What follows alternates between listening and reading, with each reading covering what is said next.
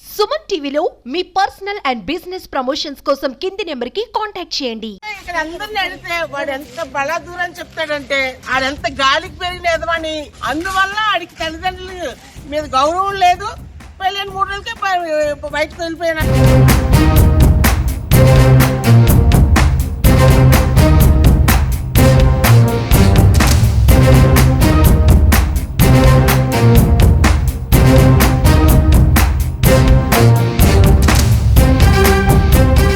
నక్షత్ర పెందుర్తిలో ఉన్నటువంటి సుజాత నగర్ లో ఉన్న అత్తింటికి చేరుకుంది. నిన్నటి నుంచి కూడా తన భర్తను మీడియా పోలీసుల ముఖంగానే రెడ్ హ్యాండెడ్ గా పట్టుకున్నటువంటి ఆమె తను ఒక బాధితురాల్ని, ఎందుకంటే తన భర్త చేస్తున్న వ్యవహారాలన్నీ కూడా మీడియా ముందు వెల్లబుచ్చుకుంది. పోలీస్ స్టేషన్ లో కూడా కంప్లైంట్ ఇవ్వడం జరిగింది. అయితే నిన్న అక్కడి నుంచే ఏదైతే నిన్న లొకేషన్ నుంచే అత్తయ్యకి కూడా కాల్ చేసి, అత్త మీ సపోర్ట్ నాకు కావాలి, నేను ఎలాంటి దాన్నో మీకు తెలుసు, ఈరోజు మీ అబ్బాయి తేజ చాలా చెప్పడానికి కూడా అసహ్యంగా ఉన్నటువంటి పరిస్థితుల్లో ఉన్నాడు, నన్నేం చేయమంటారు అని ఆమె తన అత్తతో ఫోన్ కాల్లో మాట్లాడినప్పుడు, ఖచ్చితంగా నువ్వు చాలా మంచిదానివమ్మా, వాడు అలా చేస్తాడు అని అనుకోలేదు, లగ్జరీ లైఫ్కి అలవాటు పడి చెడు మార్గంలో వెళ్తున్నాడు, నేను మీకు సపోర్ట్గా ఉంటాను అని కూడా ఆమె చెప్పడం జరిగింది. ఈరోజు ఉదయం 7 గంటలకే తను తన అత్త మామను కలిసేందుకు వచ్చింది నక్షత్ర. అయితే అక్కడి నుంచి అత్త నుంచి ఒక రకమైన సపోర్ట్ వస్తే మామయ్య మరొక రకంగా ట్రీట్ చేస్తున్నారు. తేజ వాళ్ళ నాన్నగారితో కూడా మాట్లాడించాం సుమన్ టీవీ ద్వారా. ఎందుకంటే నక్షత్ర ఆరోపిస్తుందన్ని ఆరోపణలైనా వాస్తవాలు ఉన్నాయా, అసలు ఏం జరిగింది అడిగి తెలుసుకునే ప్రయత్నం చేస్తే ఆయన చెప్తున్నారు, పెళ్ళైన తర్వాత చాలా మారిపోయాడు నా కొడుకు, పెళ్లికి ముందు వరకు నా కొడుకు పెళ్ళైన తర్వాత సినిమాల్లోనికి వెళ్ళిన తర్వాత నా చెయ్యి దాటిపోయాడు, కాబట్టి తను ఏం చేస్తున్నాడో చెప్పలేని పరిస్థితిలో ఉన్నాను, తను ఇలా చెయ్యొద్దు అని చెప్పే పరిస్థితిలో కూడా నేను లేను అని ఆయన ఒక తండ్రిగా తన బాధ్యత ఏంటో కూడా సుమన్ టీవీతో షేర్ చేసుకోవడం జరిగింది. నక్షత్ర అలాగే వాళ్ళ మదర్ కూడా మనతో పాటు ఉన్నారు. సో అత్తింటికి వచ్చింది చాలా ఆశతో, ఎందుకంటే ఒక భర్తని ఎదుర్కోవటానికి తన తల్లిదండ్రుల సపోర్టే కాదు, తన అత్త మామ సపోర్ట్ కూడా కావాలని కోరుకుంది నక్షత్ర. అందుకే ఉదయం 7 గంటలకే అత్తింటికి చేరుకుంది, మామయ్యతో మాట్లాడింది. ఫ్యామిలీ మెంబర్స్ నుంచి అయితే గనక ఎలాంటి రెస్పాన్స్ వచ్చిందో కూడా ఒకసారి చూద్దాం.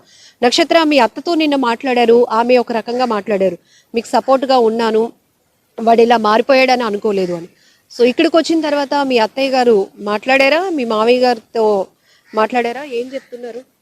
మా అత్తయ్యతో మాట్లాడుతుంటే ఆవిడేం మాట్లాడలేకపోతున్నారు, ఎందుకంటే నేను ఆవిడని కొట్టేశారంటే శుభ్రంగా నాతో మాట్లాడారని చెప్పేసి మీడియాలో వచ్చిందని చెప్పేసి ఇప్పుడు కూడా మీ ముందు కూడా ఆవిడని మాట్లాడనివ్వటం లేదు. ఆవిడ చెప్తుంది కదా ఆడ ఎలాంటోడు, ఎంత వ్యసనాలకు అలవాటు పడ్డాడో, ఆవిడ ఇలా నోరిప్పుతుంది చెప్తుంటే ఆయన వచ్చి గసుకుని వెళ్ళిపోతున్నాడు, రూమ్లో పంపించారు ఆవిడ్ని.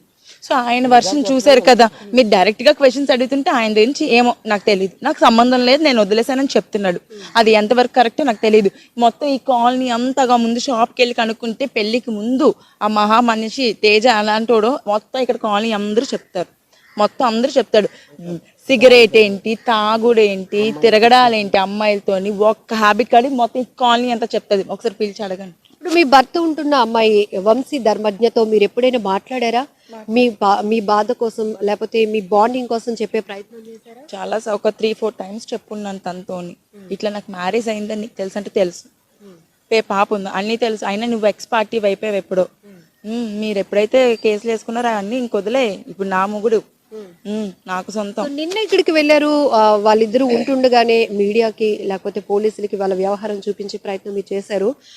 నిన్న అమ్మాయి బయటకు వచ్చిన తర్వాత కూడా స్టేషన్ కి రండి 2 పార్టీస్ అని కూడా చెప్పారు కదా, నిన్న మీరు స్టేషన్ కి వెళ్ళారా, అమ్మాయితో అక్కడ కూడా మాట్లాడారా పోలీసుల సమక్షంలో? నేను స్టేషన్కి వెళ్ళానండి, 3 టౌన్ పోలీస్ స్టేషన్కి వెళ్ళాను, కానీ ఆ అమ్మాయి రాలేదు. ఆ అమ్మాయిని తీసుకెళ్ళింది ఒక కానిస్టేబుల్, హెడ్ కానిస్టేబుల్ పట్టుకెళ్లారు. మరి పట్టుకెళ్ళిన తర్వాత అమ్మాయి స్టేషన్కి రాదా కదా రావాల్సింది, ఇప్పుడు అమ్మాయి కాదు అబ్బాయి రావాలి కదా. ఇద్దరిని స్టేషన్కి పట్టుకెళ్ళినప్పుడు ఇద్దరు స్టేషన్కి రాకుండా మధ్యలో ఎస్కేప్ అయిపోయారు. అంటే నేను మీకు చెప్పాను కదా, అంతే, వాళ్ళకి పొలిటికల్ బ్యాక్గ్రౌండ్ ఉందంట, సో వాళ్ళు ఏమైనా చేయగలరు, ఎంతటి ఇన్ఫ్లుయెన్స్ చేసైనా వాళ్ళు తప్పించుకోగలరు. సో ఇక్కడ నేనే పోరాడాలి, అంతే, నేనే ఇటు అటు తిరిగి వాళ్ళని బతంలాడుకోవాలి. మీడియా సపోర్ట్ లేకపోతే నాకు ఎటువంటి సపోర్ట్ కూడా లేదు. నిన్న 3 టౌన్ లో ఏమైనా కేసు ఫైల్ చేశారా? కంప్లైంట్ రాసిమ్మన్నారు, తర్వాత వాళ్ళని పిలిపించి మాట్లాడుతారు. మరి మీరు క్వశ్చన్ చేయలేదా? నిన్న అక్కడికి వచ్చారు, ఒక సార్లు అడిగాను మేడం, నేను అక్కడ కానిస్టేబుల్స్ ని ఎస్ఐని అందరినీ అడుగుతున్నాను, వచ్చినమ్మాయి ఏదండి, తను అంతకన్నా మాకన్నా ముందు స్టార్ట్ అయింది కదా, తను రాలేదు ఎందుకంటే నాకు తెలియదేమ్మా, కేసు అయితే వచ్చింది కానీ అమ్మాయి ఎక్కడుందో మాకు తెలియదు అంటున్నారు. ఎక్కడుందో తెలీదు అంటే వాట్ డస్ ఇట్ మీన్? నాకు అర్థం కాలేదు అసలు. అంటే ఎలాగ తీసుకోండి అంటే పోలీసే మాయం చేసి ఉంటాడు వాళ్ళిద్దరు. నక్షత్ర, మీ మామయ్య చెప్తున్నారు మా అబ్బాయే కానీ తను నా కంట్రోల్లో లేడు, అవుట్ ఆఫ్ కంట్రోల్. ఎందుకంటే కోడలు కొడుకు ఇద్దరు కూడా పెళ్ళయిన తర్వాత ఒక 3 రోజులు మాత్రమే మాతో పాటు ఉన్నారు. తర్వాత వాళ్ళ ఇండివిజువల్ లైఫ్ చూసుకున్నారు కాబట్టి ఇంకా వాళ్ళ లైఫ్ వాళ్ళదే అని వదిలేసాము. కాబట్టి వాళ్ళ మీద ఎలాంటి గ్రిప్పు లేదు, వాళ్ళ కోసం ఎలాంటి ఇన్ఫర్మేషన్ కూడా లేదు అని చెప్తున్నారు. మీ మామయ్య మాటల్ని నువ్వు ఎలా ఒక ఎగ్జాంపుల్ చెప్తానండి. పెళ్లి చేసుకుంటారు, ఫారిన్ వెళ్ళిపోవాల్సి ఉంటుంది వైఫ్ అండ్ హస్బెండ్. అప్పుడు ఇక్కడ ఇంట్లో ఉన్న ఇన్లాస్ వదిలేస్తారండి? మీరు చెప్పండి. ఫారిన్లో జాబులు చేస్తున్న వాళ్ళు ఇక్కడ అత్తమామలు వదిలేస్తారా? ఫారిన్లో ఉన్నారు, మీరు సస్తే సావండి, బతికితే బతకండి అని వదిలేస్తారా? ఇప్పుడు పెళ్ళయింది, ఆ అబ్బాయి ఇక్కడ ఉండలేను, మనం వేరేగా ఇండివిజువల్గా ఉండాలని నా కోరిక అని చెప్పి నన్ను వేరే ఇంట్లో పెట్టాడు.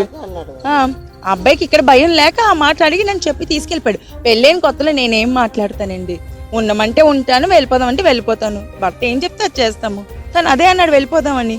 మరి నేను పట్టించుకోలేదు అంటే అడిగే బాధ్యత వాళ్ళ తండ్రికి ఉంటది కదా. ఎవడరా మీరు వెళ్ళిపోవడానికి, మీరు ఇక్కడే ఉండండి అంటే ఉంటాం కదా. అలా బాండింగ్ అది. వాళ్ళు తెలుసుకోవాలి. మీరు చాలా హోప్ తో వచ్చారు. నిన్న మీ అత్తయ్యతో మాట్లాడినాక తను నాకు చాలా సపోర్ట్ గా ఉంది, మా మావయ్య కూడా సపోర్ట్ చేస్తారని ఉదయం 7 గంటలకే ఇక్కడికి వచ్చారు. వాళ్ళ మాటలు చూస్తుంటే మీకు సపోర్ట్ గా ఉంటారనిపిస్తోందా? ఒకవేళ సపోర్ట్ లేకపోతే మీరు ఈ ఫైట్ ని ఎట్లా ముందుకు తీసుకెళ్తారు? నిన్న మా అత్తయ్య మాటలు విని నాకు చాలా సపోర్ట్ వస్తుందని నేను యాక్చువల్లీ చాలా ఫీల్ అయ్యాను. బట్ ఆవిడ ఎప్పుడైతే నేను మీడియాలో ఆవిడది కూడా టెలికాస్ట్ అయిందో ఆవిడని కూడా బాగా అబ్యూస్ చేశారంట లోన. మరి ఇంకా ఆవిడ కూడా బయటకు రాదని ఇంక అర్థమైపోయింది. మరి కొడుకు కదండి, కొడుకు పెద్ద టెర్రరిస్ట్ అయినా తల్లిదండ్రులు సమర్థిస్తారు అనడానికి మా మామయ్య గారు పెద్ద ఎగ్జాంపుల్. మా తండ్రి వెనకేసుకొస్తున్నాడు కదా. కొడుకు ఎదవైనా సరే అంతే.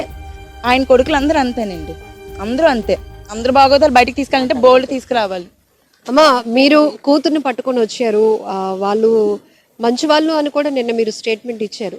వాళ్ళు మంచి వాళ్ళండి, వాళ్ళ అబ్బాయి చేస్తున్నది వాళ్ళకి ఏమీ తెలీదు. ఇప్పుడు నిన్నంతా తెలుసుకున్నారు కదండి, మీరు ఏం చెప్తారు అన్నా కూడా ఆయన నుంచి ఏం సమాధానం రావట్లేదు. ఇప్పుడు నిన్న 12 అవుతుంది, నిన్న మధ్యాహ్నం 12 గంటల్లోని వాళ్ళ ఆఫీసర్ని చెప్పుకునే రూమ్లోని వాళ్ళిద్దరూ చీకట్లో దొరికిపోయారు రెడ్ హ్యాండ్లుగానా. అంటే చిన్న పిల్లాడిని అడిగినా చెప్తాడు ఏంటి అది తప్పు అని. వాళ్ళు చేస్తుంది తప్పుడు పని కాబట్టి ఆ టైంలో వాళ్ళిద్దరు పడుకున్నారు, బెడ్ ఉంది, అన్నీ క్లియర్ కట్గా మీడియా వాళ్ళు ఉన్నారు, మీడియా తీసింది, పోలీసులు ఉన్నారు, అన్నీ చేశారు. మరి ఒక తండ్రిగా తప్పు అని చెప్పలేకపోతున్నాడు ఏంటి, తెలియదని చెప్తాడు ఏంటంటే. అతను ఎర్రాడా? అతను ఏమైనా అంత ఎర్రాడైతే పిల్లల్ని ఎలా పెంచుతాడండి? తప్పు అని చెప్పలేకపోతే చెప్పండి. కట్నం నేను చేతులారా తీసుకోలేదు. ఒకవేళ వాళ్ళు బాగా ఉన్నవాళ్ళు కాబట్టి అల్లుడిని బాగా చూసుకోవాలి కాబట్టి ఇస్తే ఇచ్చి ఉండొచ్చు కాక అంటున్నారు ఆయన. ఇప్పుడు కట్నం ఉంది అతని చేతిలో పెట్టాం కదండి, మధ్యవర్తుల చేతిలో పెడతాం.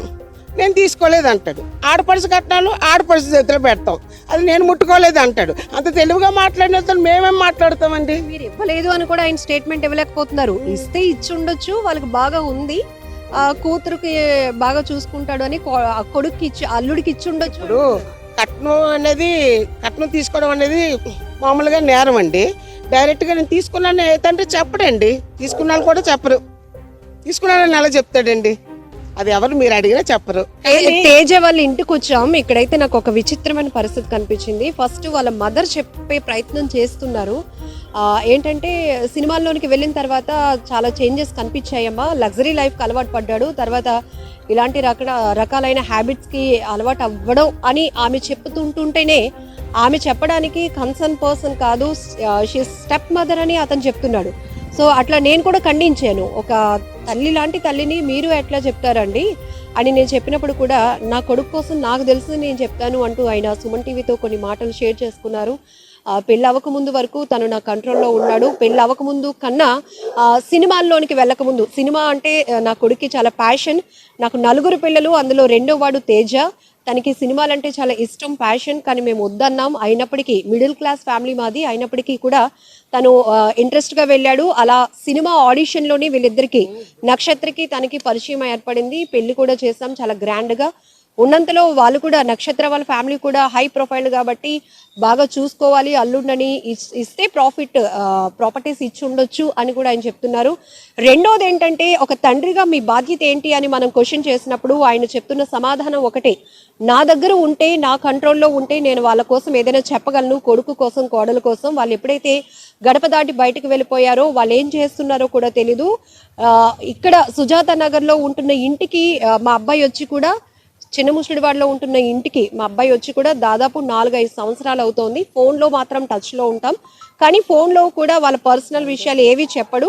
మరి మనవరాల పరిస్థితి ఏంటని అడిగినప్పుడు తల్లిదండ్రులుగా వాళ్ళ బాధ్యతే, ఈ వయసులో మేమేం చెప్పగలుగుతాం, మేమేం బాధ్యత తీసుకోగలుగుతాం, ఈ విషయంలో ఎలాంటి జడ్జ్మెంట్ ఇవ్వడానికి కూడా మేము రెడీగా లేము అనేది ఆయన వెర్షన్ చెప్తున్నారు. సో ఇమీడియట్ గా నక్షత్ర వాళ్ళ మదర్ కూడా వారించే ప్రయత్నం చేశారు. ఒక తండ్రిగా బాధ్యత తీసుకోవాల్సింది పోయి మీరు నాకేం తెలియదు అని తప్పించుకునే ప్రయత్నం ఎలా చేస్తారు అని కూడా అతను చెప్తున్నారు. మీరేమంటారు? ఇప్పుడు ఒక తల్లిగా కూతురు కాపురం ఇలా అయిందని నిన్నటి నుంచి తిరుగుతున్నారు, కేసులని దిశలో కూడా కంప్లైంట్ ఇచ్చి ఉన్నారు, నిన్న 3 టౌన్ లో కూడా కంప్లైంట్ ఫైల్ అయింది. ఇప్పుడు అతని మాటల్ని మీరు ఎలా చూస్తున్నారు? ఇప్పుడు నక్షత్ర పరిస్థితి ఏంటమ్మా? అదండి, అతను ఒక తండ్రిగానే ఒక కొడుకు కాబట్టి బలాదూరుగా వదిలేశాను, పెళ్ళైన తర్వాత వదిలేశాను. ఒక తండ్రి అనే మాటలు కాదండి అవి. ఇక్కడ నా కొడుకు నా కంట్రోల్లో లేడు అనడానికి ఏం లేదండి. వాళ్ళందరూ కొడుకుల కంట్రోల్లో ఉంటాడండి తండ్రి.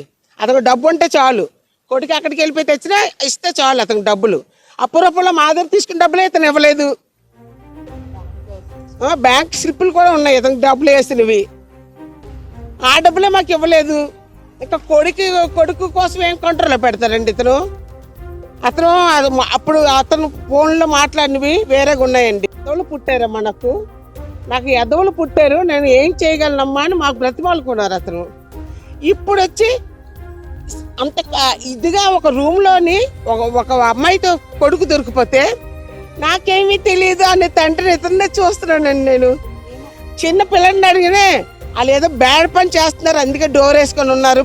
మధ్యాహ్నం 12 గంటలకి ఒక ఆఫీస్ రూమ్ అని చెప్తున్నాడు ఆ ఎదవ.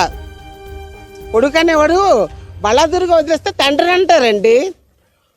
నక్షత్ర ఏం చేయబోతున్నారు? ఇంకా దీనికి సంబంధించి పోలీసులు అప్రోచ్ అవుతున్నారు కదా మేడం. ఒక్క విషయం మేడం, సుప్రీంకోర్టు అడల్టరీ లీగల్ అని చెప్పింది కదా, ఇది ఒక్క పాయింట్ ప్లీజ్ వేయండి. ఇది ఒక్కటి, అడల్టరీ లీగల్ అని చెప్పారు, మరి ఇది కట్టిన దానికి వాల్యూ ఏంటండి? అడల్టరీ లీగల్ అయినప్పుడు పెద్దవాళ్ళ తల్లిదండ్రుల మధ్య బంధుమిత్రుల మధ్య కట్టిన తాళికి ఏంటి వాల్యూ ఉంది? దీనికో వాల్యూ ఉండాలి కదా. అడల్టరీ లీగల్ అన్నప్పుడు దీనికి వాల్యూ ఉండకూడదు. ఎవరికి నచ్చినట్టు వాడు తిరగమని చెప్పాలి. అడల్టరీ లీగల్ అవ్వడం వల్లే ఇలాంటి నీచులు రోజుకొకరు తయారయ్యి, రోజుకొక కామాంధుల కింద తయారయ్యి, రోజుకొక దాన్ని ఉంచుకొని డైరెక్ట్ మీడియాకి స్టేట్మెంట్ ఇచ్చాడు కదా మా husband. Yes she's my wife అని ఇంకొక దాన్ని చూపిస్తున్నాడు మీడియా ముందు, పళ్ళ ముందు చెప్తున్నాడు ఆ మాట. Just because of supreme court తీర్పు ఇవ్వడం వల్లే. అది నేను స్ట్రాంగ్ గా నమ్ముతాను. అది లేనప్పుడు దీనికి వాల్యూ ఇవ్వకూడదు. ఇది ఎందుకండి? అప్పుడు హిందూ ధర్మాన్ని ఎందుకు అంత వాల్యూ ఇవ్వడం ఎందుకు? పెళ్లిళ్ళు చేసుకోవడం ఎందుకు? ఈ తాళికే కదా వాల్యూ ఉంది. ఓహో, పెళ్ళి అయితేనే నేరం అమ్మా, లివింగ్ లో ఉంటే నేరం కాదంటున్నారు. మరి పెళ్లి తర్వాత అయ్యింది కార్యక్రమం కదా లివింగ్ అంటే, మరి ఆ కార్యక్రమం ముందు కానిస్తే తప్పు కదా మేడం? సుప్రీంకోర్టు ఇచ్చిన తీర్పు అది ఏ రకంగా ఇచ్చింది మేడం? చెడిపోమని ఇచ్చిందా? పెళ్లి చేసుకుంటారండి ఎవరైనా? కాదండి, ఒక్కటే అడుగుతున్నాను, మొత్తం ప్రపంచానికి దీనికి వాల్యూ ఏంటి? దీనికి వాల్యూ చెప్పమనండి. ఏ సుప్రీం కోర్టు కదా, ఏ కోర్టు అయినా దీనికి వాల్యూ చెప్పమనండి. నాకు కట్టింది మా హస్బెండే కదా, మొత్తం సొసైటీ ముందు కట్టింది తాలే కదా, దీనికి వాల్యూ ఏంటి? అడల్టరీ లీగల్ అయినప్పుడు దీనికి వాల్యూ చెప్పమనండి. తండ్రికి తెలియదని చెప్తున్నాడు. నక్షత్ర, నిన్న ఒక్కసారిగా మీరు కంట్రోల్ తప్పారా? అక్కడ ఉన్న పరిస్థితులు ఎందుకు మీరు చేసుకోవాల్సి వచ్చింది? మళ్ళీ మీ మెడ పట్టుకొని మీ భర్త బయటకు ఎందుకు తోసేశాడు? నిన్న మీరు లోపలికి వెళ్ళినప్పుడు ఎలాంటి పరిస్థితిలో మీరు కంట్రోల్ తప్పాల్సిన పరిస్థితి? మేడం, ఒక ఆడది, ఒక భార్య స్థానంలో ఉన్న నేను నా భర్తను ఇంకొక దాని పక్కన పడుకోవడం చూశాను మేడం. మధ్యాహ్నం 12 అయినా కళ్ళు కూడా తెరుచుకోలేకపోతున్నాను నేను వెళ్ళినంత వరకు. అంత గాఢ నిద్రలోని ఒంటి మీద బట్టలు కూడా సరిగ్గా లేవు ఇద్దరికి. అలాంటి స్థితిలో చూసి నేను ఏమైపోవాలి మేడం? నేను కట్టుకున్న భార్యను మేడం, నా భర్తను ఇంకొక స్త్రీతో చూసి నేను ఎలా కంట్రోల్ తప్పకుండా ఉంటాను మేడం? నేనే కాదు మేడం, ఏ భార్య అయినా ఆ స్థితిలో అంతకన్నా కంట్రోల్ తప్పుంటారు. నేను చేసిన పని కూడా అదే. దయచేసి ప్లీజ్, ఇలాంటి ఆడవాళ్ళు ఎంతో మంది మగ్గిపోతున్నారు మేడం, బయటికి రాలేక. రండి, వచ్చి అలాంటి వాళ్ళు పరువులు తీసి హ్యాపీగా బతకాలే కానీ మేడం, ఇలా చేసిన వాళ్ళని ఎంకరేజ్ చేయకూడదు madam. Please madam, supreme court తన తీర్పును వెనక్కి తీసుకుంటే తప్ప జీవితాలు బాగుపడవు మేడం.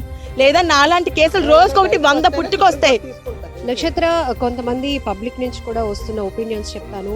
భర్త కావాలి అనుకుంటున్నప్పుడు గుట్టుగా చేసుకోవాలి కానీ ఇలా వీధికి ఈడ్చడం ఏంటి, ఆమె ఇంటెన్షన్ ఏంటి అని రెండో రకంగా ప్రశ్నించే వాళ్ళు కూడా ఉన్నారు. కానీ మీరు చెప్తున్నారు చాలా భరించాను, చాలా ఇంకా నా వల్ల కాలేదు, నా కూతురు భవిష్యత్తు ఏంటని ఒక్క కోణంలో మాత్రమే అతన్ని నేను యాక్సెప్ట్ చేయడానికి ఉన్నాను. అలానే ఇతను చేసే పనులు ఇంకొకరికి కూడా చెప్పుదెబ్బ కావాలి అంటే ఇలాంటి వాళ్ళ స్థితి ఏంటో ప్రపంచానికి చూపించే ప్రయత్నం చేశాను అన్నది మీ వెర్షన్. మీరేం చెప్పాలనుకుంటున్నారు సమాధానం? మేడం, నాకు మ్యారేజ్ అయ్యి 10 years అయింది. నేనే 1 yearకో 2 yearskో బయటకు వచ్చి పరుగులు తీయలేదు మేడం. మ్యారేజ్ అయ్యి 10 years అయింది ఎగ్జాక్ట్గా. ఈ ఇయర్తో 10 years అయింది. లాస్ట్ 3 yearsగా డిస్టర్బెన్సెస్ 10 సంవత్సరాలుగా భరిస్తున్నాను దాన్ని కదా మేడం. మొహాల మీద ఉమ్ములు వేస్తాడు మేడం మనిషిని ఇలా పట్టేసుకొని. అదొక సైకోయిజం. 3 సంవత్సరాల నుంచి డిస్టర్బెన్సెస్ వచ్చాయంటే నా మొగుడు 10 మందితో తిరుగుతున్నాడని తెలిసింది మేడం. అడిగే ప్రయత్నంలో తను పారిపోయాడు. నేను ఎక్కడుండాల్సిందని అక్కడే ఉన్నా, తను పారిపోయాడు. తను పారిపోతే అంటే ఇప్పుడు ప్రపంచానికి తెలియజేయకపోతే ఇలాంటి కామందులు ఇంకొక 100 మంది పుట్టుకొస్తారు కదా మేడం. నాలాంటి హస్బెండ్ ని వదిలేస్తే సుప్రీం కోర్టు ఇచ్చిన తీర్పు అడల్టరీ లీగల్ అని ప్రూవ్ అయితే రేపిస్టులు 100 మంది తయారవుతారు. రేపు ఆ రేపిస్టులు కూడా లీగల్ అని చెప్పండి. అడల్టరీ లీగల్ అన్నారు కదా, అది తీర్పు వెనక్కి తీసుకోకపోతే మేడం, అమ్మాయిలు ప్లీజ్, మీ వైఫ్లు ప్లీజ్ రండి, బయటికి రండి. ఇలాంటి పరిస్థితులు ఉంటే బయటకు వస్తే సుప్రీం కోర్టు తీర్పు వెనక్కి తీసుకునే అవకాశం ఉంటుంది. నక్షత్ర, కొన్ని సందర్భాల్లో తల్లిదండ్రుల సపోర్ట్ కూడా లేని బాధిత మహిళల్ని మేము చూస్తున్నాం. ఇప్పుడు మీకు సపోర్ట్ లేకపోతే మీరు, మీ పాప పరిస్థితి ఎట్లా ఉంది? మేము సూసైడ్ చేసుకుంటాం మేడం. మాకు అంతకన్నా ఆప్షన్ లేదు. ఎందుకంటే తిండి పెట్టినోడే లేకపోతే ఆకలితో చచ్చిపోవాలి మేడం, ఆకలితో చచ్చిపోవాలి. ప్రత్యేకంగా మేము సూసైడ్లు చేసుకోక్కర్లేదు. ఎవరు చూడడానికి లేకపోతే ఆకలితో చచ్చిపోతాం అంతే. ఏముంటది మేడం, వీళ్ళు పో అంటారు, వాళ్ళు ఉండరు. అప్పుడు మా పరిస్థితి ఏంటి? నేను నా కూతురుతో తీసుకెళ్ళి ఎట్టని దూకియాలి, లేదంటే ఆకలితో చచ్చిపోవాలి, అంతే. ఈ రెండే. మీడియా హెల్ప్ తప్ప నేను ఇంకెవరి హెల్ప్ నాకు చెయ్యరు కూడా మేడం. మీడియా తప్ప సుమన్ టీవీ ప్రత్యేకమైన ఫోకస్ తీసుకొని మొత్తం సేవ్ చేశారు మేడం. నిజంగా చెప్తున్నాను, నా లైఫ్ అని కాదు, ఎంతో మంది అమ్మాయిల లైఫ్ సేవ్ చేసింది సుమన్ టీవీ. ఇప్పుడు నా లైఫ్ కూడా సేవ్ చేస్తుంది మీరే. కాబట్టి నేను మీకే థ్యాంక్స్ చెప్తాను. నా లైఫ్ మరి ఇప్పుడు దీని తర్వాత నేను పోరాటం అయితే ఆపడు మేడం. ఎక్కడ నేను తగ్గేదైతే లేదు. నాకు న్యాయం జరిగేదాకా పోరాటం చేస్తాను. అంటే మీ భర్త నుంచి మీకు థ్రెట్ ఉంది అంటున్నారు. మరొక వైపు వాళ్ళిద్దరూ ఉన్న చోటుకి మీరు ధైర్యంగా వెళ్ళగలిగారు మీ మదర్ని తీసుకొని. ఒకవేళ నిన్న పోలీసులు, మీడియా లేకుండా ఉంటే చంపేస్తాడు మేడం ఆన్ స్పాట్. ఎందుకంటే పెళ్ళైనప్పుడే ఇగోండి ఆ సెకండ్ హౌస్ లో ఉండేవాళ్ళం మేము. అక్కడే పెద్ద గొడవ అయిపోతే నన్ను గోడకేసి కొట్టేసి లెఫ్ట్ లో ఐ బ్లర్ చేసి ఇలాగా ఇగోండి ఇలాగా మొత్తం ఈడ్చుకొని వెళ్ళిపోతే ఇదంతా బ్యాక్ బ్లడ్ వచ్చేసి కడుపులో తన్నేసి ఇంటికి వచ్చి నేను స్లీపింగ్ పిల్స్ మింగేశాను. ఆ ఇంట్లో ఉండేవాళ్ళం అప్పుడు. అలా చేసిన మనిషి నేను మా అమ్మ వెళ్తే ఇద్దరిని అక్కడే పూడ్చిపడేస్తాడు. ఎవరి సాయం లేకుండా వెళ్ళిపోతే ఏం లేదు. జిమ్ బాడీ అంటే స్టెరాయిడ్స్ వేస్తాడు మేడం. స్టమక్ కి వేస్తాడు స్టెరాయిడ్స్. ఆట్రోపిన్ అని ఒక మెడిసిన్ స్టమక్ కి వేస్తాడు. ఆడు జిమ్ బాడీ పెరిగిపోవాలనో మరి ఇంకేం చెయ్యాలనో. ఆడు జిమ్ బాడీ అంటే ఆడు కొడితే ఎవడైనా చచ్చిపోతాడంట. మేము ఒకసారి డాక్టర్ తీసుకెళ్లి చూపించాం, మా హస్బెండ్ ఇలాంటిది వాడుతున్నాడు అంటే ఇమీడియట్ గా జైల్లో వేస్తారు ఇలాంటి డ్రగ్స్ తీసుకుంటే అన్నారు. అది కూడా మా ఇంట్లో ఉన్నాయి. ఆ బాక్స్ ఉంది, వాడు వాడే బాక్స్ ఉంది. వాడికి బ్లడ్ టెస్ట్ చేస్తే తెలిసిపోద్ది వాడి ఒంట్లో ఎంత డ్రగ్ ఉందనేది. ఇప్పుడు ఏం న్యాయం కోరుతున్నారు? ఎందుకు మీ పోరాటంలో ఏం మేడం, పోలీస్ స్టేషన్ కి వెళ్ళేటప్పుడు నేనే తప్ప వాళ్ళెవరు లేరు మేడం. మా హస్బెండ్ కానీ ఆ అమ్మాయి కానీ ఇద్దరు లేరు అక్కడ. వాళ్ళే ముందు స్టేషన్ కి వెళ్ళారు. అసలు ఏంటంటే కౌంటింగ్ టైం కదా, 2 రోజులు ఆగండి అమ్మా, కౌంటింగ్ టైం కదా, మా పక్కనే నాకు డ్యూటీ వేశారు. కౌంటింగ్ అది కరెక్టే కదా, కౌంటింగ్ టైం అమ్మా, అయితే 7వ తారీఖున రండి అప్పుడు మాట్లాడదాం అన్నారు. సిఎస్ చెప్పారండి, 3 టౌన్ స్టేషన్ నుంచి. ఆ సార్ బాగానే స్పందించారు, మాట్లాడారు. అయితే ఇది మాత్రం చెప్పారు, ఇప్పుడు కౌంటింగ్ టైం కాబట్టి కొద్దిగా బిజీగా ఉంటామమ్మా, మాకు డ్యూటీలు వేశారు, 7వ తారీఖున రండమ్మా అని అతని నెంబర్ కూడా ఇచ్చారు, అతని పర్సనల్ నెంబర్ కూడా ఇచ్చారు. నక్షత్ర, ఇప్పుడు ఈ ప్రస్తుతం ఉంటున్న వంశీ ధర్మజ్ఞతో పాటు ఇంతకు ముందు నుంచి కూడా మీ హస్బెండ్ కి చాలా మంది అమ్మాయిలతో కాంటాక్ట్స్ ఉన్నాయన్నారు. వాళ్ళలో ఎవరు బాధితులు ఉండి ఉంటారు అనుకుంటున్నారా? ఇప్పుడు మిమ్మల్ని చూసి ధైర్యంతో ఎవరైనా బయటకు వచ్చే వాళ్ళు ఉంటారంటారా? చూసి బయటకు వచ్చి ఆడపిల్ల తొందరగా రాలేరని అనుకుంటున్నాను మేడం. తొందరగా రాలేరని నేను అనుకుంటున్నాను. కానీ ఆ వాయిస్ రికార్డ్స్ ఉన్నాయి మేడం. ఇప్పుడు సబ్మిట్ చేయమంటే మా మావయ్య గారు నాకు సపోర్ట్గా మాట్లాడిన రికార్డ్ ఉంది. రీసెంట్గా నాతో మాట్లాడారు. ఏం మాట్లాడారు? ఇలాంటి ఎదవాళ్ళందరూ నా కడుపునే పుడతారమ్మా, నీకెందుకు, మేము ఉన్నాం కదా, ఇప్పుడు నేను చూసుకోను అంటున్నాడు మిమ్మల్ని. నేను ఉన్నాను కదా, మీకెందుకు భయం, నీ పిల్లకి ఏంటి భయం, మేము ఉన్నాం, మేము చూసుకుంటాం. ఆడో పెద్ద ఎదవమ్మా, ఆడు ఎవడి మాట వెండు, తండ్రి మాటే వెండు, ఆడు ఎవడి మాట వెండు, ఆడు ఒక పెద్ద ఎదవ అని చెప్పిన స్టేట్మెంట్, నా మామగారు ఇచ్చిన స్టేట్మెంట్ ఉంది, అది వినిపించమంటే వినిపిస్తాను. ఈ అబ్బాయి అమ్మాయిల గురించి ఏమేమి మాట్లాడో వినిపిస్తాను, అవతల అమ్మాయిలు ఈ అబ్బాయి గురించి ఏం మాట్లాడారో వినిపిస్తాను.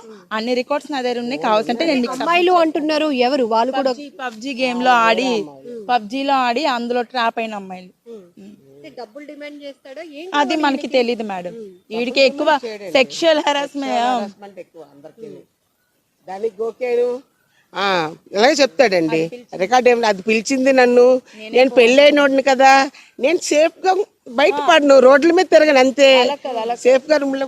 పెళ్ళైనోడిని, నాతో రిస్క్ ఉండదు. మీరంటే పోరంబోకులు రా, నేనైతే పెళ్ళైనోడిని, నేను మీలా రోడ్ల మీద ఉన్న రూములకే వెళ్ళిపోతానని చెప్పిన రికార్డ్ నా దగ్గర ఉందండి.